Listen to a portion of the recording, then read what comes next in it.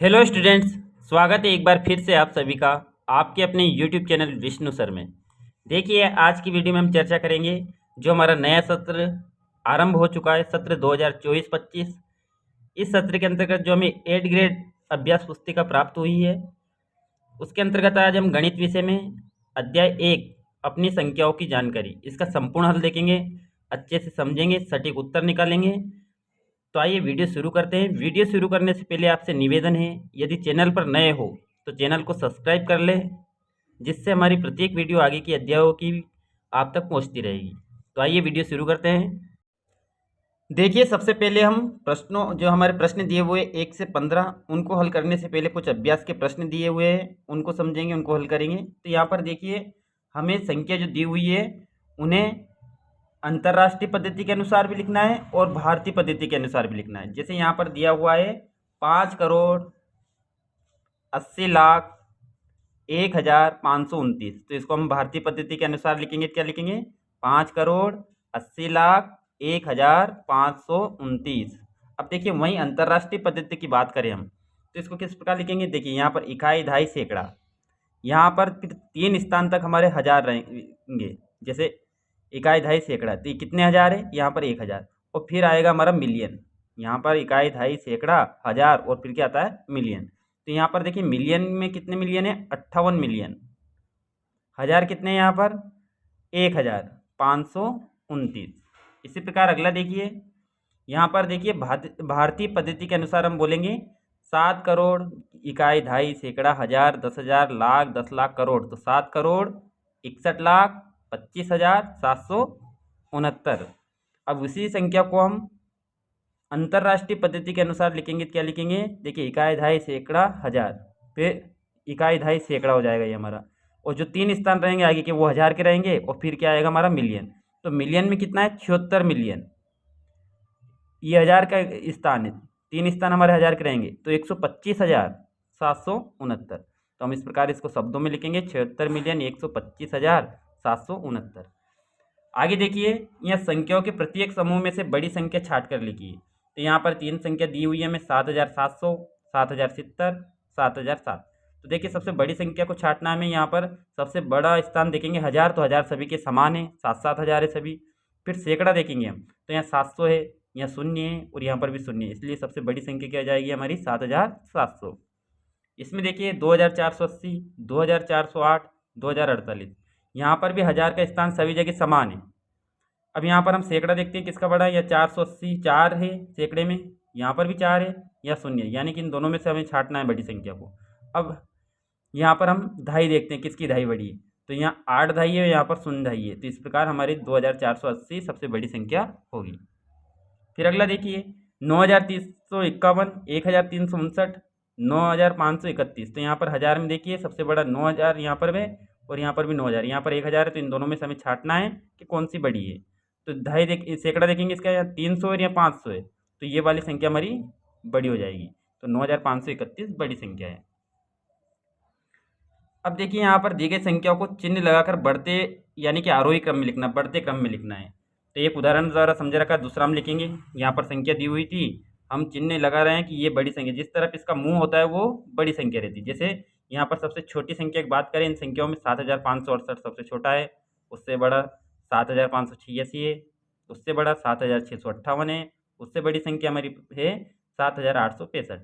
ऐसे तीसरे में देखिए, यहाँ पर सबसे छोटी संख्या में प्राप्त हुई 9,178, उससे बड़ी हो जाएगी 9,718, उससे बड़ी हो जाएगी 9,817, और उससे बड़ी हो जाएगी हमारी 9,871। अब देखिए, यहाँ पर अगला अभ्यास जो दिया हुआ है हमें कि प्रसारित रूप में लिखना है। यहाँ पर देखिए, अपने जो स्थानीय मान है उस रूप में हमें प्रसारित करके लिखना है। जैसे देखिए, इकाई, इकाई में 1 है तो 1 लिख देंगे। कितनी दहाई है? 9 दहाई। 9 दहाई का मतलब कितना होता है? 90। 90 लिखेंगे हम। कितने सौ है? 700, तो 700 लिख देंगे। कितने हज़ार है? 5,000। अब यहाँ पर देखिए, यहाँ पर हज़ार कितने हैं? 7,000, तो 7,000 लिख देंगे। सैकड़ा कितना है? शून्य है, तो शून्य लिखेंगे। दहाई कितनी है? 5 दहाई है, तो कितना लिख देंगे? 50। इकाई कितनी है? शून्य, तो ये शून्य लिखेंगे। ऐसे यहाँ पर देखिए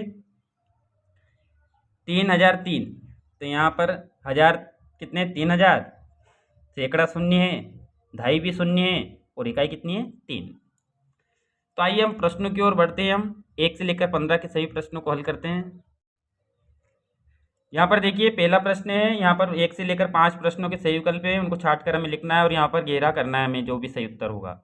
यहाँ पर देखिए 1 किलोमीटर में कितने मीटर होते हैं, तो 1 किलोमीटर में 1000 मीटर होते हैं, तो हमारा ए वाला राइट आंसर होगा। तो इस प्रकार ए को हमें घेरा करना है। अगला देखिए दूसरा, क्या कितने 10 है, 3 10,000, 3 10,000 का मतलब 30,000। कितने हजार है, शून्य, यानी 30,000। फिर शून्य 800, इकाई कितनी है, शून्य, और इकाई कितनी है, 7। तो हमारी संख्या क्या बन जाएगी यहाँ पर, 30,807। विकल्प होगा बी, 30,807। प्रश्न तीसरा देखिए, 1 बिलियन में निम्न किसके बराबर होता है, तो देखिए 1 बिलियन बराबर होता है 1 अरब। अब 1 अरब में कितने मिलियन होंगे, तो 1 अरब में मिलियन होंगे हमारे कितने, 1000 मिलियन, क्योंकि 10 मिलियन का बनता है 1 करोड़, क्योंकि 1 मिलियन बराबर कितना होता है, 10 लाख, तो 10 मिलियन बराबर कितना हो जाएगा, 1 करोड़, और 1000 मिलियन का क्या बन जाएगा हमारा, 1 बिलियन। चौथा प्रश्न देखिए, मेरे पास 500 रुपये के 40 नोट है, तो मेरे पास कुल कितने रुपए है, तो हम 500 इंटू 40 करेंगे, यानी 500 में 40 का गुणा करेंगे, 3 शून्य 1 2 3 शून्य लगा देंगे, 1 2 3, और 4 का गुणा 5 पे करेंगे, 4 5 20। तो इस प्रकार कितना हो जाएगा, 20,000, यानी कि ए हमारा राइट आंसर होगा। पांचवा प्रश्न देखिए, 30,010 किलोमीटर को अंकों में कैसे लिखेंगे, तो 30,010 जो हमारा सी होगा वो राइट आंसर होगा। इस प्रकार लिखा जाएगा 30,010। प्रश्न छठा देखिए, यहाँ पर संख्या 6078 को शब्दों एवं प्रसारित रूप में लिखी है। तो यहाँ पर देखिए हमने सबसे पहले प्रसारित किया इसको, तो कितने हज़ार है हमारे पास, 6000, तो 6 गुणा 1000। कितने सैकड़ा है, शून्य, तो 100 गुणा शून्य हो जाएगा हमारा। फिर कितनी धाई है, 7 धाई है, 7 गुणा 10 यानी कि 70 हो जाएंगे, और 8 इकाई है। तो इस प्रकार हम लिख देंगे इस प्रसारित रूप में 6000 शून्य 70 और 8। अब इसको शब्दों में लिखना है, तो शब्दों में कैसे लिखेंगे हम, 6078,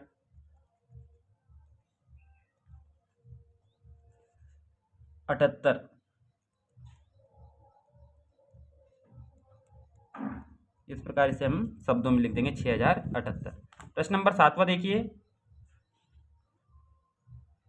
यहाँ पर दिया हुआ है कि अंकों 9 0 1 6 से 4 अंकों की सबसे बड़ी व सबसे छोटी संख्या बनाइए। तो देखिए सबसे बड़ी संख्या बनाने के लिए हम क्या करेंगे, सबसे बड़े अंक सबसे पहले लिखेंगे, बड़े स्थान पर लिखेंगे।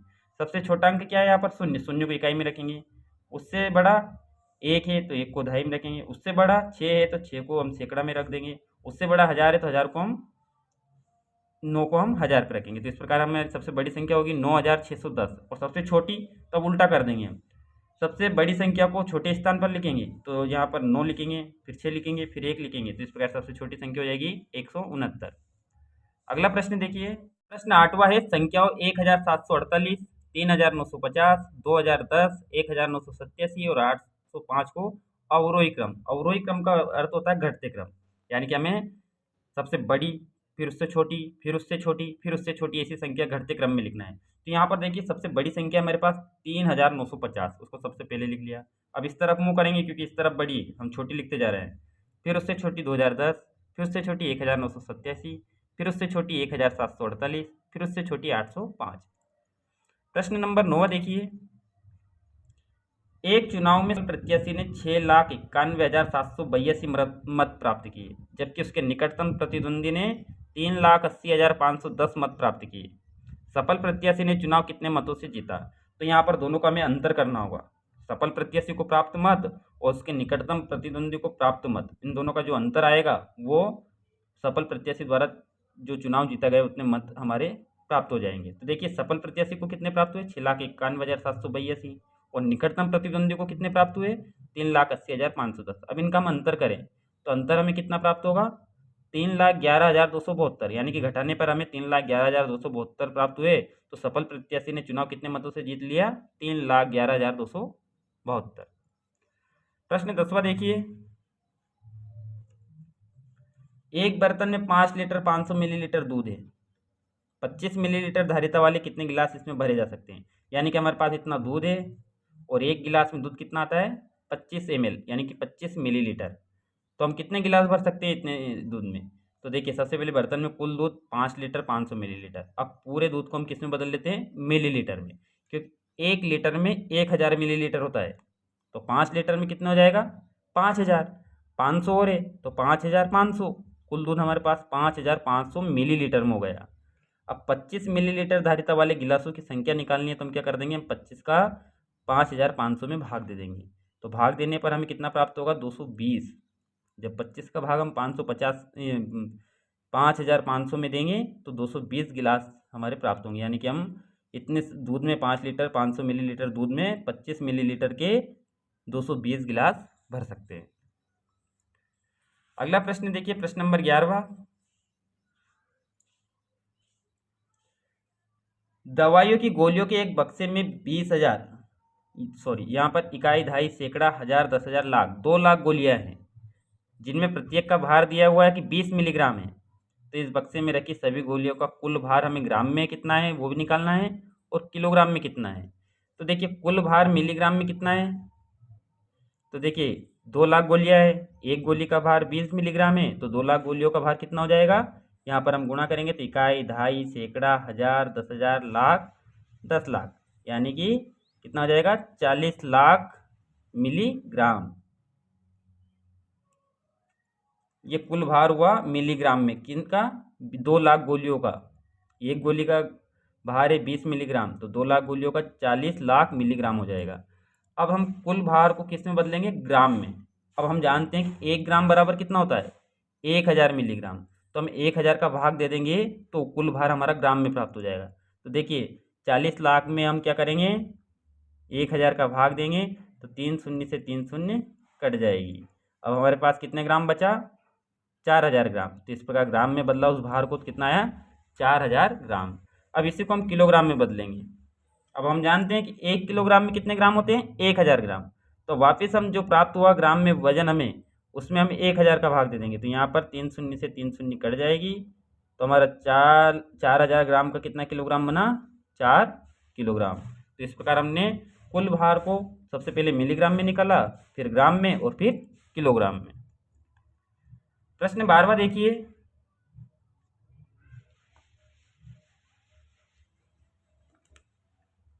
यहाँ पर दिया हुआ है कि 12वें प्रश्न में वर्ष 2001 में किसी शहर की जनसंख्या 3,75,815 थी। वर्ष 2021 में पता चला कि जनसंख्या में 89,209 की वृद्धि हो गई। तो बताइए वर्ष 2023 में शहर की जनसंख्या बढ़ेगी या घटेगी? ये पूछा है कि उसने 2023 में शहर की जनसंख्या बढ़ेगी या घटेगी। तो देखिए 2001 में जनसंख्या कितनी थी हमारे पास? 3,75,815। वृद्धि कितनी हुई? 89,209। तो कितनी हो गई? 4,65,024। तो इस प्रकार क्या होगा? 2023 में शहर की जनसंख्या बढ़ेगी, घटेगी नहीं, क्या होगा? बढ़ेगी। अगला प्रश्न देखिए, प्रश्न 13वां देखिए। एक व्यापारी द्वारा पिछले वर्ष बेची गई वस्तुओं की दर व मात्रा निम्न सारणी में दर्शाई गई है। यहाँ पर दर दी हुई है और यहाँ पर मात्रा दी हुई है। शक्कर है 40 प्रति किलोग्राम के हिसाब से, कुल मात्रा कितनी है? 21,603 किलोग्राम। आटा, इसकी दर है 30 प्रति किलोग्राम, यानी कि 1 किलोग्राम का मूल्य कितना है? 30 रुपये। भार कितना है? मात्रा कितनी है उसकी? 34,782 किलोग्राम। पेंसिल 3 रुपये प्रति नग, मात्रा उसकी 28,520। अभ्यास पुस्तिका 8 रुपये प्रति नग, उसकी मात्रा है 30,004। और साबुन की टिकिया है 9 प्रति नग, और उसकी मात्रा है 15,985। अब देखिए प्रश्न दिए हुए उनके उत्तर देना है हमें। यहाँ पर दिया हुआ है कि उपरोक्त सारणी की सहायता से ज्ञात कीजिए व्यापारी द्वारा बेची गई कुल शक्कर और आटे का भार कितना होगा। तो कुल शक्कर और कुल आटा, इनका योग करेंगे हम। तो यहाँ पर देखिए शक्कर और आटे का जब योग करेंगे कितना प्राप्त हुआ? 56,385 किलोग्राम। वहीं इनका अगला प्रश्न है, पिछले वर्ष पेंसिल से कितनी अधिक अभ्यास पुस्तिका बेची गई। तो पेंसिल की मात्रा कितनी है यहाँ पर?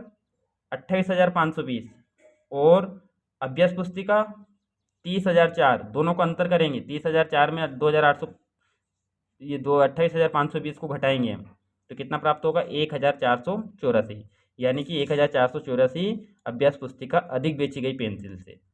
फिर अगला देखिए, 325 साबुन की टिक्कियों का मूल्य क्या होगा। तो 325, देखिए एक नग का मूल्य कितना है? 9 रुपये। तो 325 में हम 9 का गुणा कर देंगे तो 2,925 रुपये प्राप्त होंगे। अगला प्रश्न देखिए, प्रश्न नंबर 14।